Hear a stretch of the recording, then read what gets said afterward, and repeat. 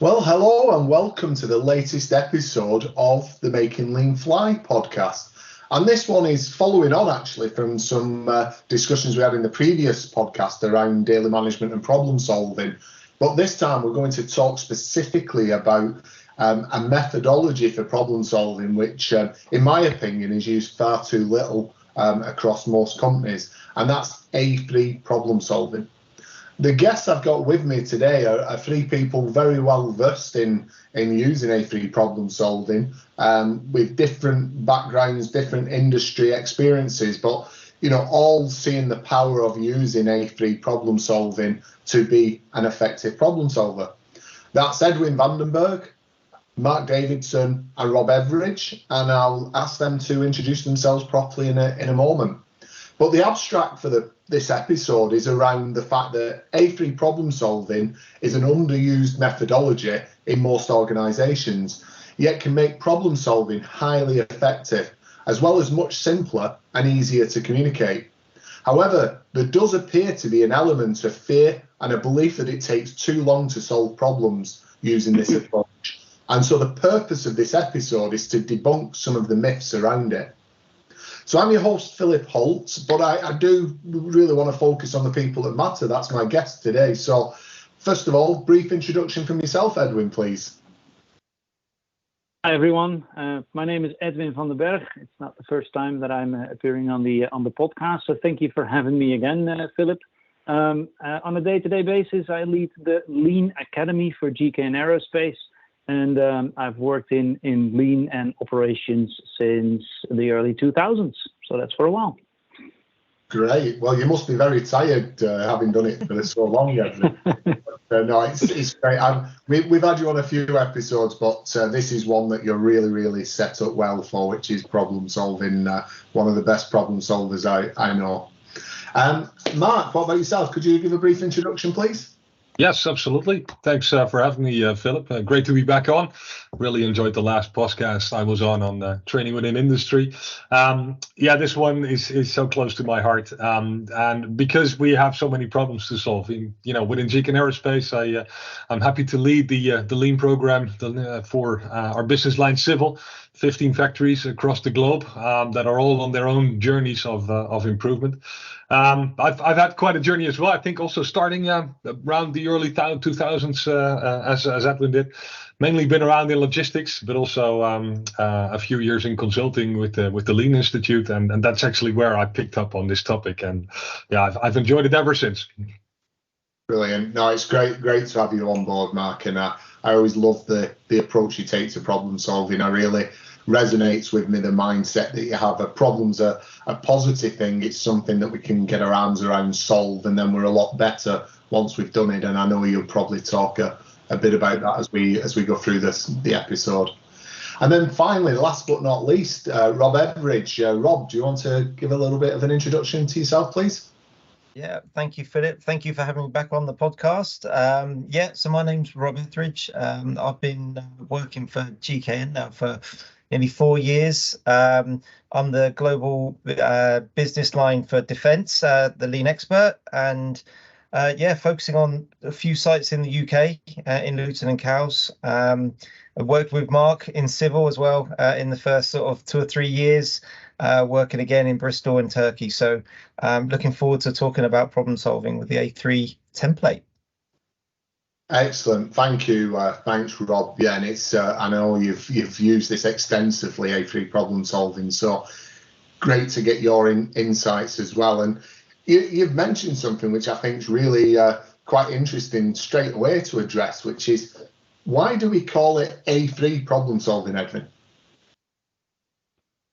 We call it A3 problem solving because one of the main things that we do is we summarize our problem solving efforts on an A3 piece of paper. It's the size of the piece of paper, and it was chosen in the early beginnings of practical problem solving is done by Toyota because it's the carrier of information that you could, the largest size that you could send across the world using a faxing machine. So that's really a long time ago, but it has a really positive benefit to it. It makes for the need to summarize your your problem solving in a very succinct way.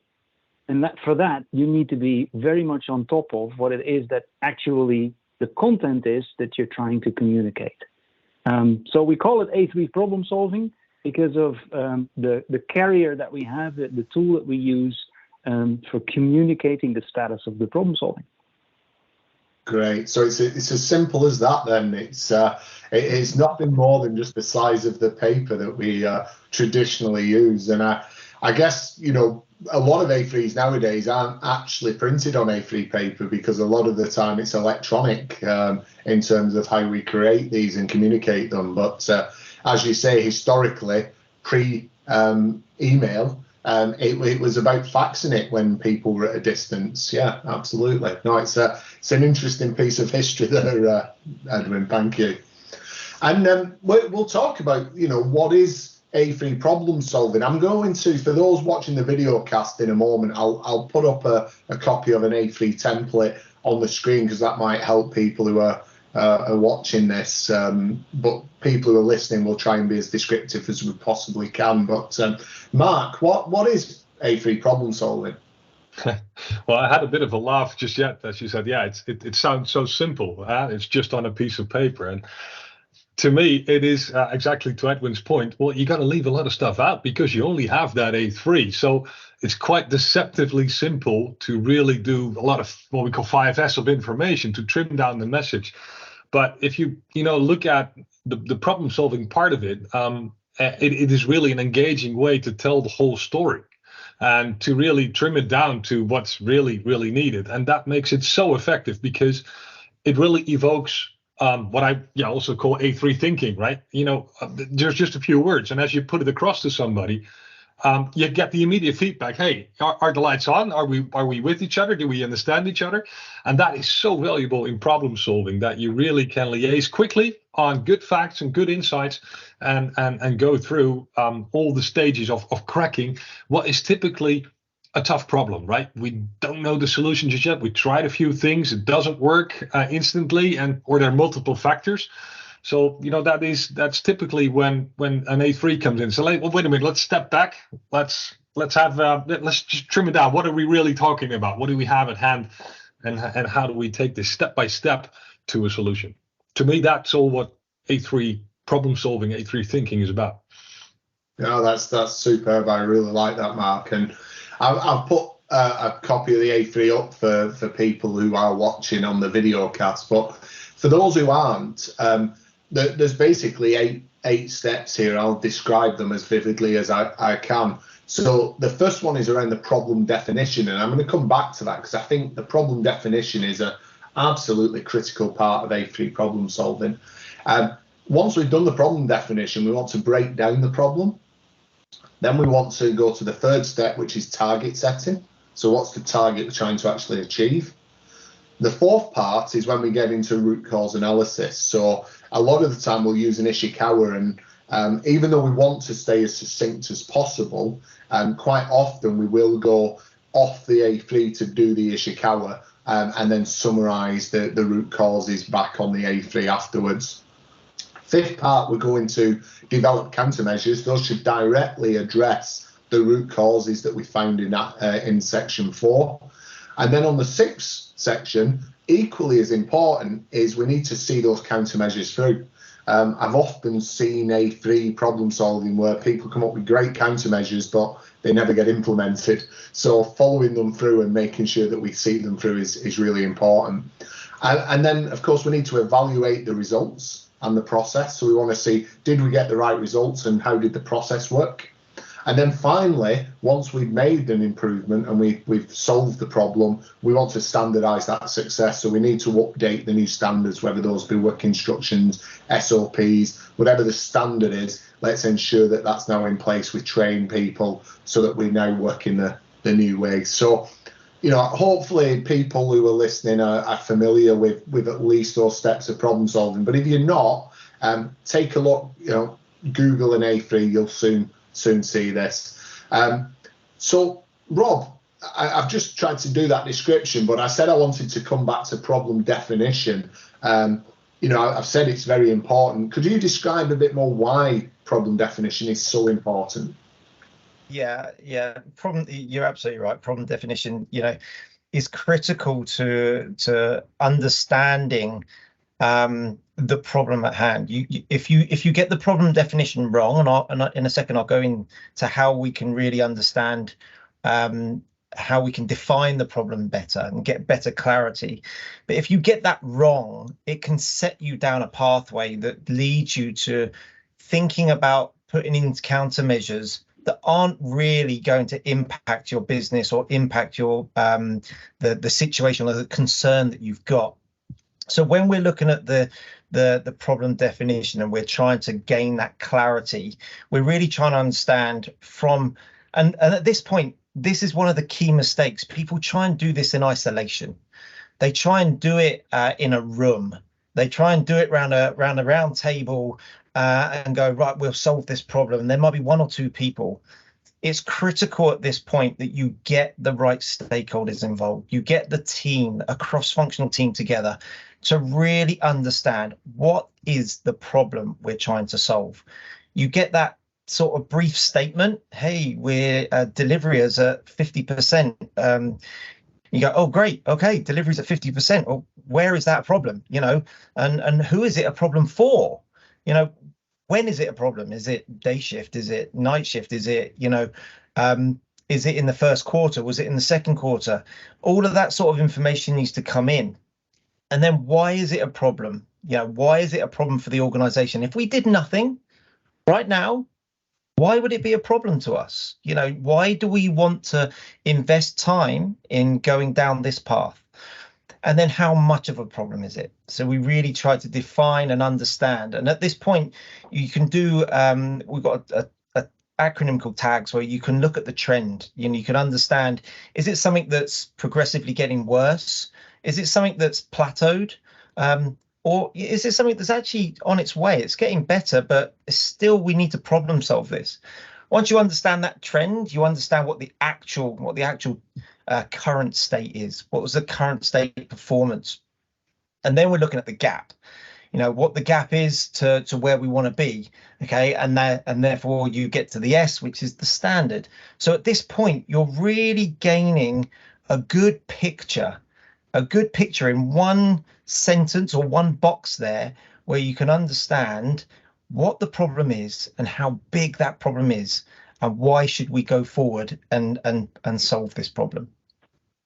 Yeah, thanks, Rob. And again, good reason why I brought you onto this one, because I was hoping that we could get a really good explanation of the problem definition, and that was fantastic. You really nailed that.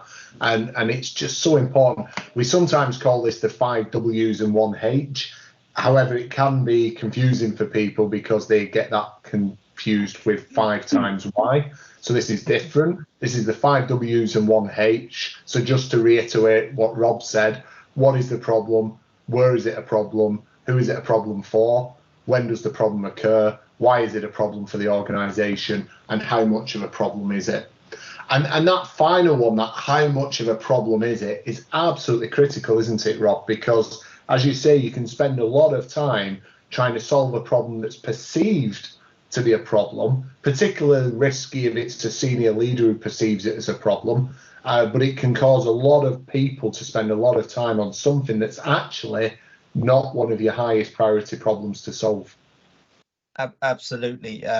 Getting that initial how much of a problem it is, and sometimes you get a little bit at this point, knowing how much of a problem it is and putting some quantifying data around that.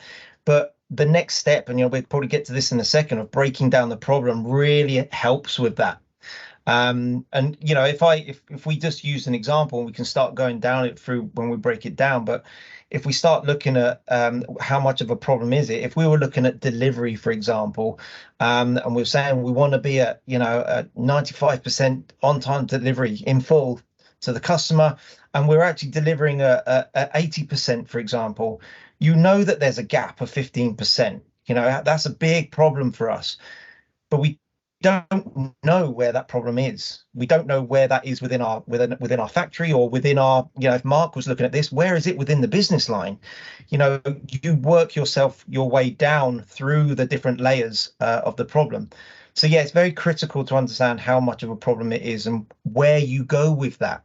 But to Philip's point, a problem well stated is a problem half solved. I've had cases where it just stopped here because we drilled it down, we built the picture literally, and we said, oh, wait a minute, yeah, actually not that big of a problem. Well, great, we can free up our capacity and do something else. But I think it's so fundamental, as you said, to really get that picture right, to also make it a picture, because the great part of solving a problem here comes in when it really gathers the team and everybody understands, oh, wow, indeed, this is important, right? You're over that hurdle of gaining that commitment and that buy-in across the team and the organization, that this is something that we need to work on. So I think that's where the statement half solved comes in, because you got everybody aligned.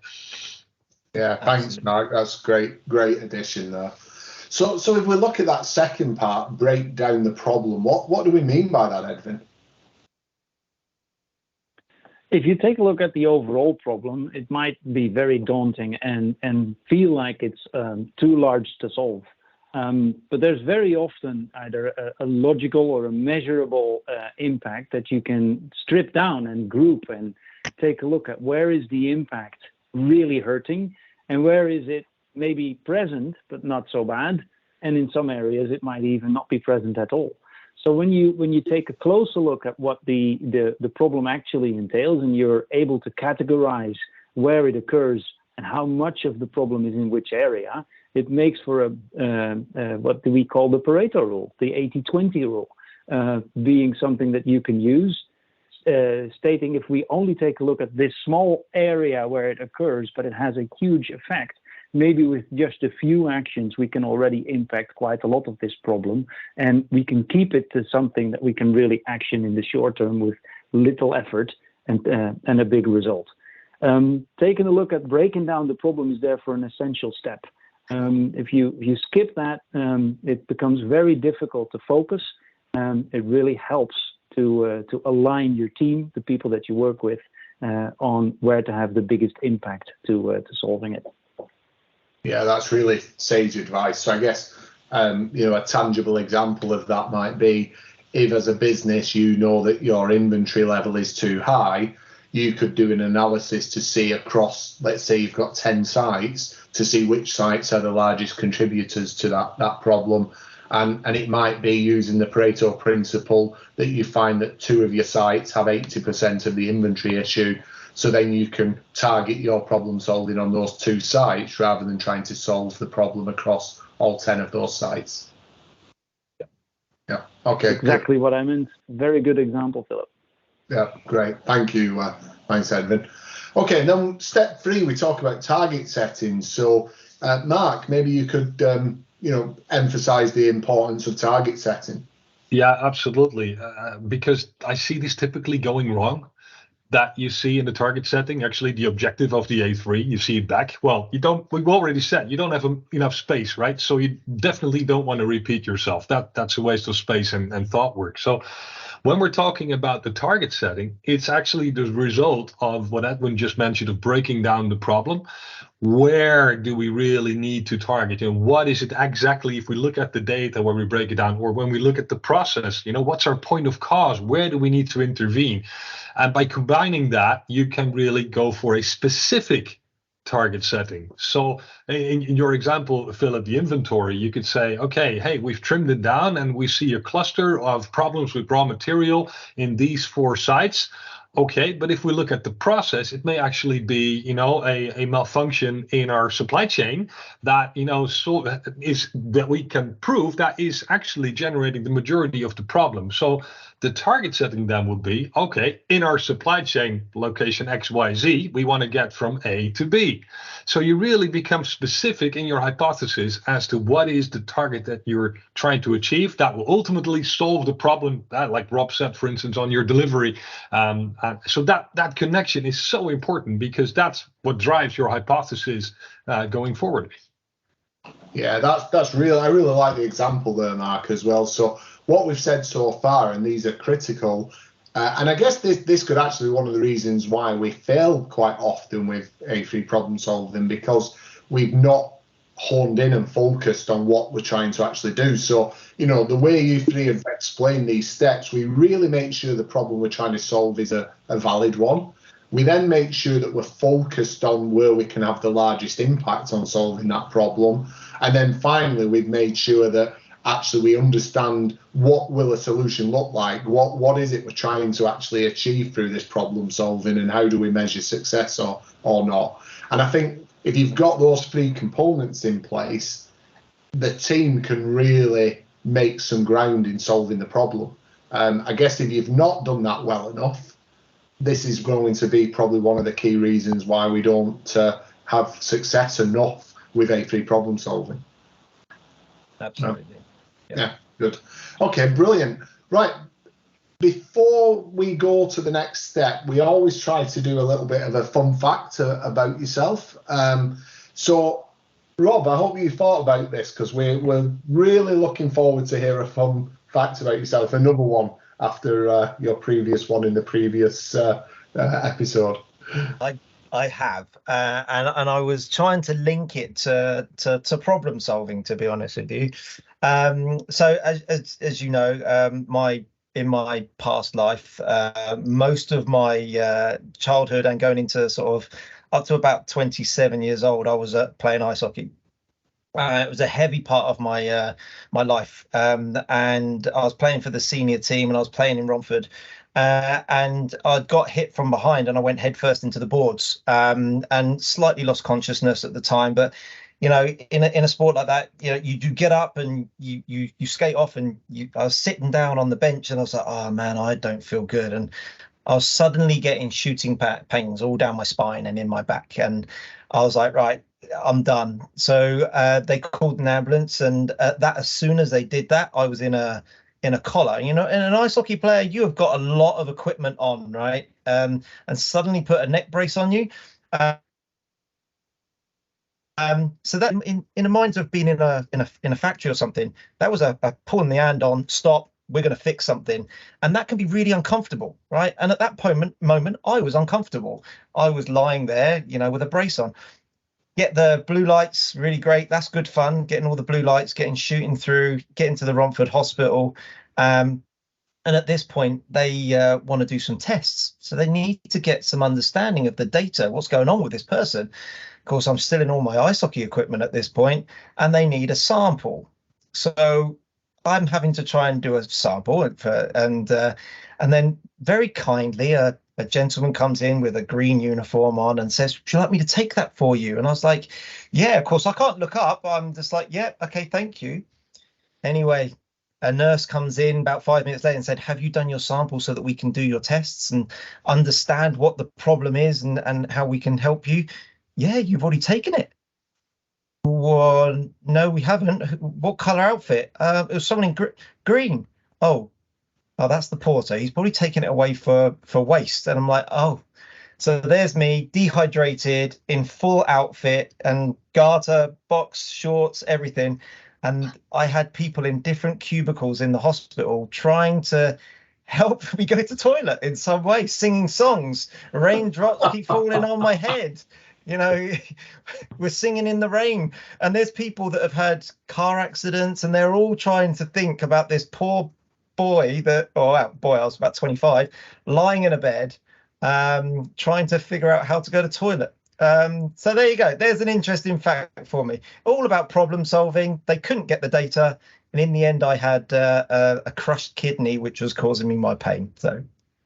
Brilliant. Well, it sounds very much like lean thinking. You were trying to create flow. Okay, brilliant. Thanks very much, Rob. What about yourself, Marc? You've had plenty of time to think now. What can you regale us with? Yeah, absolutely. And I love the example that Rob just gave, because it did remind me of a fun practice I had in problem solving myself. When typically you dig into a problem, you start on A3 thinking, and what is that aha moment? Well, I typically have those in the shower. In the morning, it's like, suddenly it all becomes clear. And or you just think of a correlation or a breakdown or something to do. And it's actually a bit of a call out to the audience here, that I used to have a writable pad in the shower, a special paper and a special pencil that actually works while it's wet. And that was so brilliant. I used that all the time. And then, I could tear off the sheet, get dressed up and, go back and take this idea forward. I did that so many times. I actually was so sad that I ran out of paper, and I literally ever since I have not been able to find it again. But if somebody's got it, please let me know where you get it, and try it yourself. It's a brilliant way to capture those great ideas and those precious moments you have for yourself.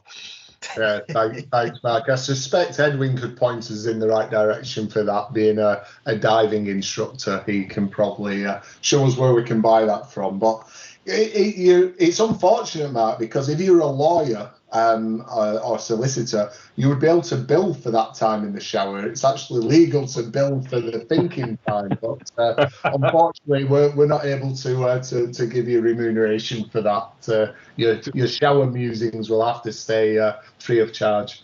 Okay, but great, thank you very much. I'm not going to ask you, Edwin, this time. I think we'll let you off this time, but next time you're on, I'm going to expect another a new one from yourself. Okay, so listen, we're back to A3 problem solving now, and we're getting to the really interesting bit. Although we've established that the first 3 steps are absolutely crucial, but now we've got the problem defined, we've broken it down, and we know what our targets are. Edwin, how do we do the root cause analysis? Well, for one, don't do it in an office. I think that is the most important thing. Go and see, if you can, and find where the problem is actually occurring. If you do the root cause analysis, people very often start with an Ishikawa diagram. That can definitely be done on the sideline of the line. And it's very helpful because it structures your mind, and it structures what I typically see as first level causes, or sometimes even symptoms that occur when you see the problem happening. The Ishikawa helps because it has predefined categories that we use for that. But then we need to take a look at what is really impactful and what may be something that we observe or that we think is happening, but actually doesn't have that much of an impact. So being on the shop floor, being on the Gemba, and being able to see it happen, gather some data around how often it happens can make a real big difference in choosing where you do your deep dive. And then the deep dive starts. And it starts by asking the question, why does it happen? Is this really a cause that if we action it, we will take away something that is at the root of this problem? Or is it something that is just a symptom or an in-between layer? If you can really go deep and really understand where in the process it is occurring, and you can really see that if that root cause is taken away, therefore the in-between happening steps are getting better, and in the end, your end result is getting better, that makes a huge difference. So one of the things about, and thank you for showing it on the screen here, Philip, the Ishikawa or the fishbone analysis that many people do is have their first levels in these categories called out on the fishbone.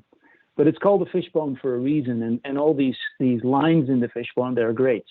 And every grade has a smaller grade to it, and then a smaller grade. So your 5 times Y can actually be captured as part of your Ishikawa as well. Now, the interesting part then becomes, how do you know you have a root cause? How do you know that there's something that if you can countermeasure that it actually is going to have an impact? And with to answer that question, we've chosen to introduce the 5 times Y therefore. So when we think we're at root cause level, we can start thinking about what's the countermeasure that we can take against this potential root cause, and what happens then? If we take that countermeasure, will therefore the higher level cause go away? Will therefore the higher level cause of that go away? And in the end, will therefore your problem be impacted? And that way, you can really start thinking about what is impactful and what is a potential real root cause that we should be actioning as part of our countermeasure plan.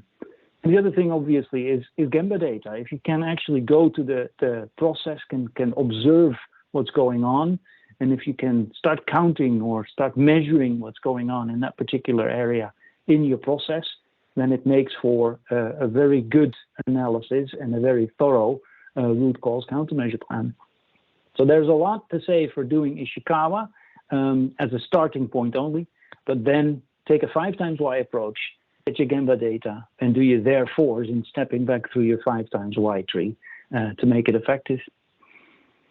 Great, thanks very much, Edwin. And again, for those people who are watching this on the video cast, there's a picture of a very simple Ishikawa or fishbone.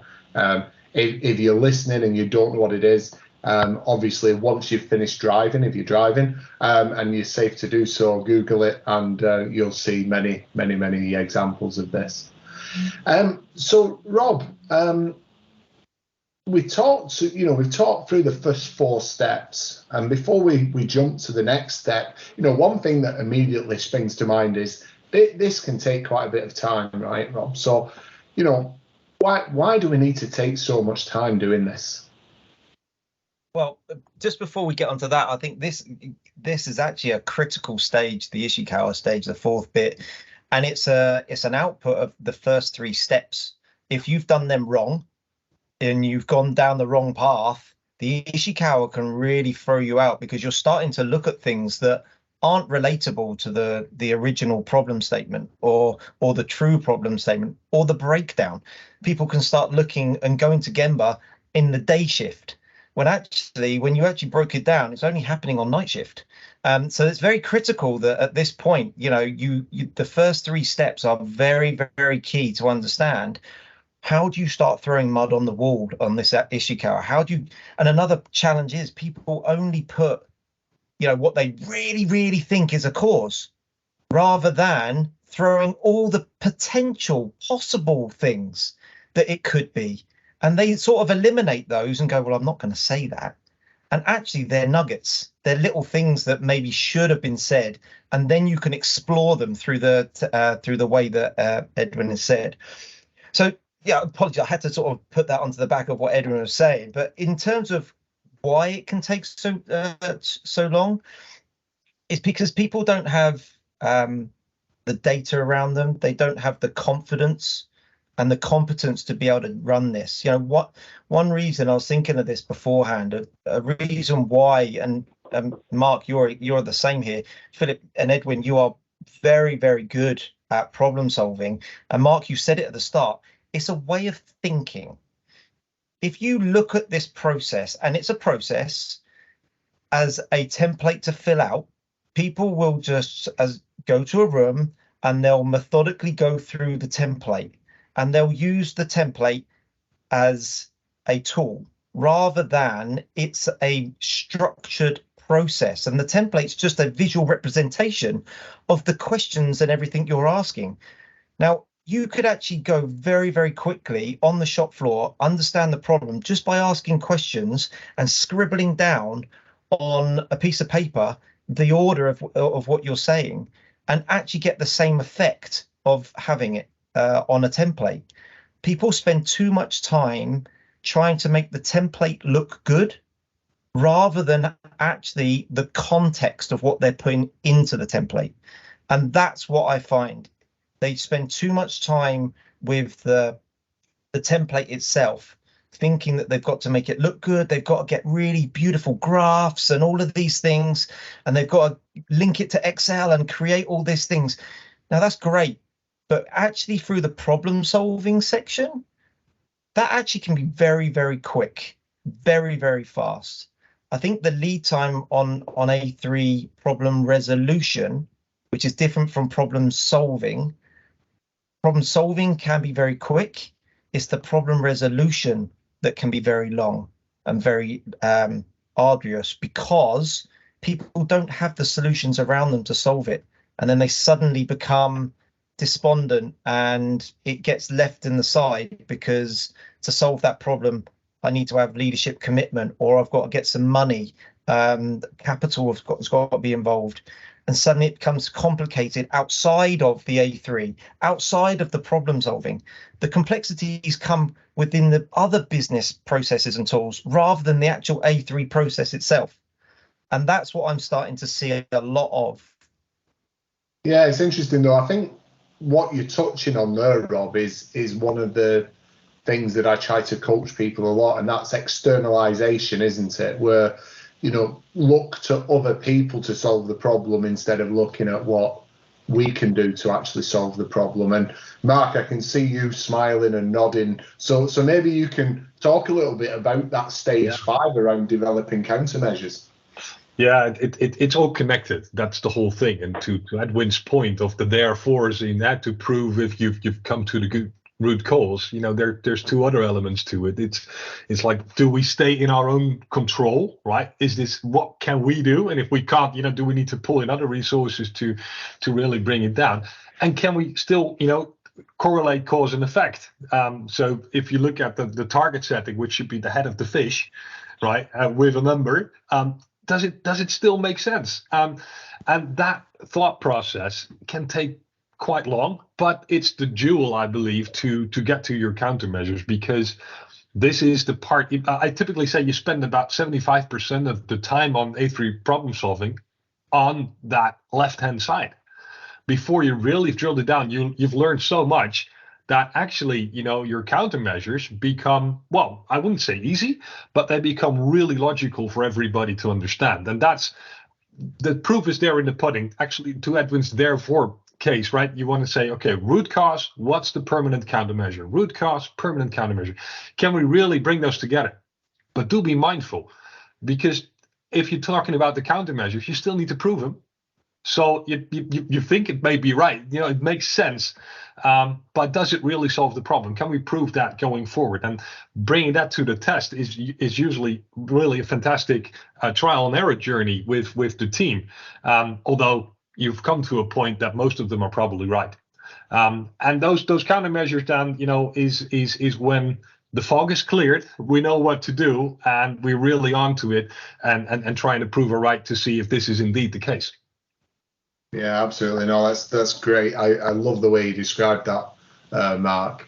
And again, it comes back to, the developing of the countermeasures is almost simple if we've got it right in the first place. And, one of the other tools, and maybe Edwin, you can talk a little bit about this when we're doing the analysis of the root cause and trying to really distinguish the priorities. There's something called a NOT analysis. KNOT, or Kilo, November, Oscar, Tango. So NOT analysis, know, need to know, opinion, or think we know. Could you perhaps talk a little bit more about how we use that, Edwin? Absolutely. Because if you come to the stage that you have a number of potential root causes listed, or where you're looking for Gemba data, I think one of the things that we very often do is we jump to conclusions, thinking that we've got evidence, thinking that we know what's going on, maybe estimating how large the impact is going to be. If we force ourselves to basically, for all of these root causes, say, is that a K, an N, an O, or a T? So do we really know? Or do we need to know more? Is it perhaps based on opinion instead of fact? What do we think we know about this? We actually challenge ourselves to go one step deeper and really make it extremely tangible. So I've used the KNOT analysis, as I deliberately call it, very often to distinguish between those root causes that make a difference and those potential root causes that actually turn out not to have that much of an influence. And that really is a fantastic input for the development of countermeasures and a countermeasure plan. Because there also you have that same pitfall. Do we know really what the countermeasure is, or have we just stated an overall high-level action? Do we know who is going to take it? Do we know when the impact is going to be? Have we developed a plan that we can execute, that we can hold each other accountable for and say, this is who's going to do this by then, and this is what we expect the outcome to be? And if you go to that extra piece of information, an extra challenge with the KNOT analysis, you actually build a very, very thorough countermeasure plan. Yeah, so it's definitely not something to ignore. Absolutely. Okay, so hopefully that'll stick in the memory of people as they think about the terrible joke. So developing countermeasures we've just talked about, and then the C countermeasures through, Rob. So we've had this great team that's come together, hopefully a team and not an individual, and they've come up with the great countermeasures based upon great problem solving. How do we make sure that we see the countermeasures through? Yeah, this you know, I keep saying that every step is critical. Every step is critical, but this is a real key one of why A3 problem solving fails. Is we can come up with do the great problem solving, and we can come up with some really good countermeasures to implement, which are going to achieve our target. And at this point, we need a supporting system to be able to manage that A3. This may not be the only A3 problem solving that is going on in the business or in the site or in your team. You may have 2 or 3. And if you don't have the discipline and the leadership rigor in holding people accountable to the due dates of those countermeasures, supporting them, coaching them, have you got any risks in delivering on time? We need to have that leadership commitment and that discipline. So we try to make the A3s visible, or the actions visible. Now, a way that you can do that is to actually break some of these actions out of the A3 and put them through, as we have in GK and Aerospace, a Kaizen event planning process. Now, it might be that you are trying to roll out using 5S or using standard work or something like that to actually put in a solution to solve an issue. Now we need to manage that and control that and hold people accountable to those actions. So seeing them through is a very, very critical bit, because what happens is you can do all this great work, it's on a piece of paper and it sits on the back of someone's desk, or it's digital and it's on a file deep in the hard drive or the shared drive of the business, and everybody can forget about it. And sometimes, because the solutions are quite difficult to put in and quite, as I said before, it's quite easy to go, well, no one's asking me about it. It's okay. I'll just leave it there. And you forget about it.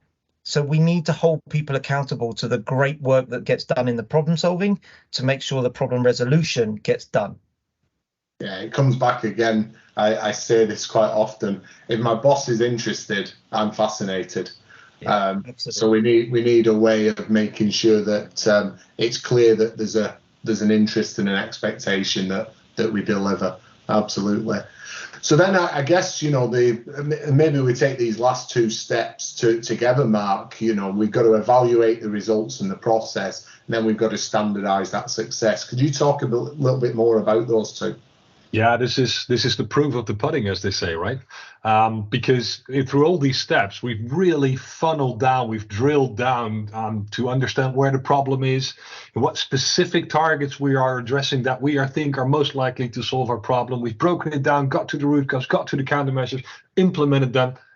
Now what? Did we really solve the problem? So here, you really want to circle back to the tags, as the acronym that Rob talked about. You know, are we, really closing the gap to our standard, and are we reaching our target on the metric that we started off with all the way back in defining the problem?